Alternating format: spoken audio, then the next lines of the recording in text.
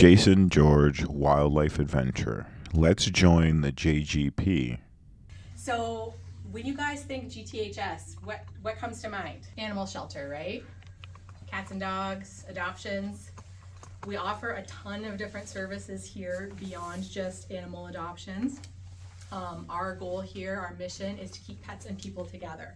That means doing our very best to make sure that pets aren't entering the shelter system if at all possible. They're staying in their loving homes with their families as long as that's supportable and possible. So that means that we have programs like a pet pantry, which is our pet food bank to provide food for people who might be struggling to feed their pets but love them and want them in their home still. So they don't have to make the choice between putting food on their own table and food in their pet bowl. We have spay-neuter services, so we have a high-volume spay-neuter clinic here, which we're going to tour, which is kind of cool. That's It is very a teeny cool. tiny space, 350 square feet, but we do about, on average, 20 surgeries a day in there. So when I say high volume for one little operatory, I mean it. And then we also offer an emergency medical assistance services plan, which we call EMAS, because that's really too long to say anyway.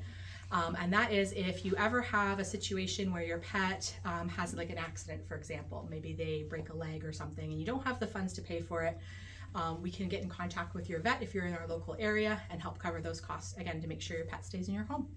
So there's lots of things we do beyond adoptions here to help support the pets and the people in our community. And that's just, the scratching the surface. But here we're in our animal center. This is, the main entrance here. Most days you'll come in, you'll find Rachel sitting here at the front desk. She is our customer service coordinator, knower of all things. What we call the conference room. It is our conference room, it is our humane education space, it is our lunch room, it is our meeting room, and it is sometimes office space.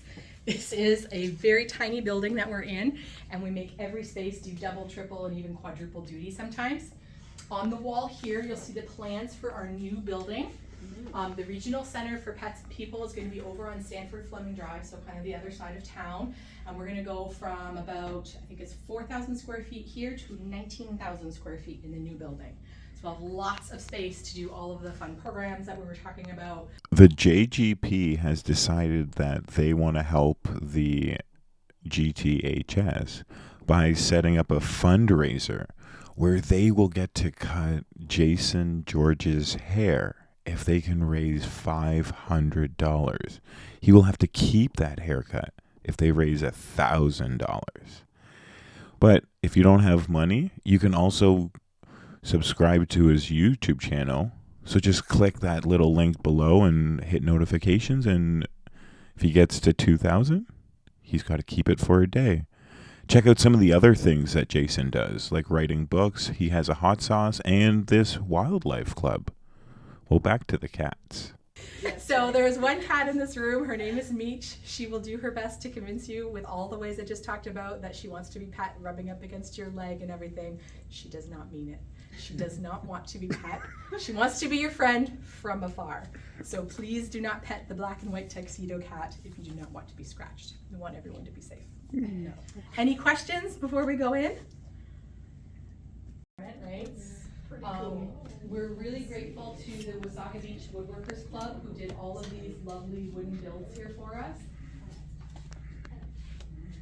It allows the cats to get up to the windows up there. They can look out what's going on in the public works yard. When it's nice out, we open those windows so they get some lovely fresh air, and it's amazing. You can have every cat in there lying all in the windowsills, just trying to see the sun and to breathe in the as well fresh air as you get next to the public works yard. They enjoy it. All right. And they've got, every toy under the sun.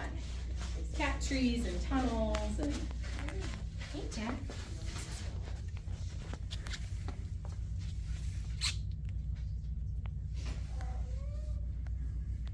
Yeah. So when you're playing with cats with feather wands and stuff like this, when they're practicing their hunting, Okay. it's always good to let them catch it once in a while. It lets them sort of complete that prey stalk hunt. The satisfaction of getting a kill. It's like a step-by-step process in their brains, right? And they get that. Oh, I killed it. For cats, we usually average a little under 30 days that they're in care, and that's from this time, you know, they come in the door to they leave for adoption. So Wow, that seems all pretty that quick kind to of me. stuff.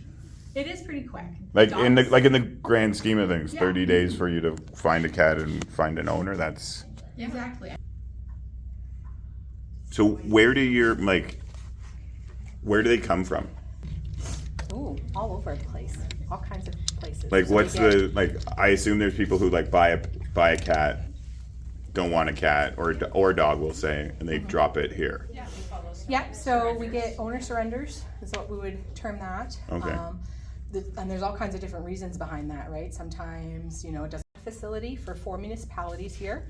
So Meaford, Town of Blue Mountains, Collingwood, and Wasaga Beach.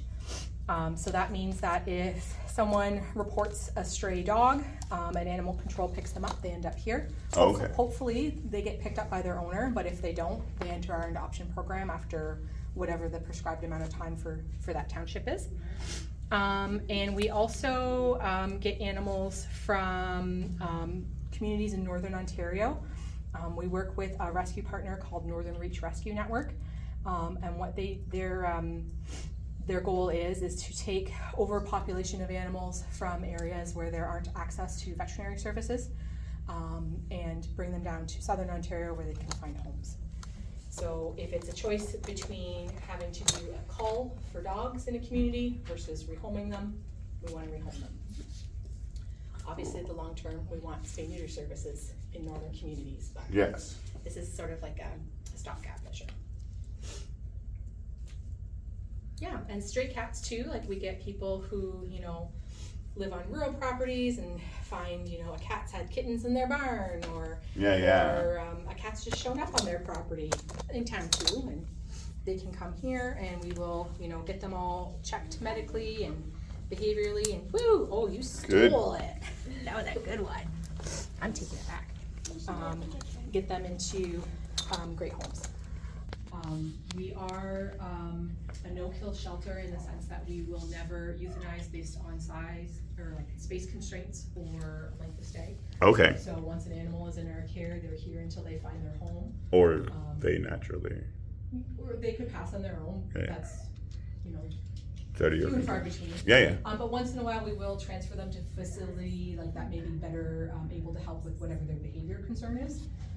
But, you know, they've got a home here to stay until they find their family. Well, I hope that you've enjoyed joining the JGP at the Humane Society. Please like, share, subscribe, and let's have some fun with his haircut. Until next time, stay safe, have fun, and keep enjoying the wildlife.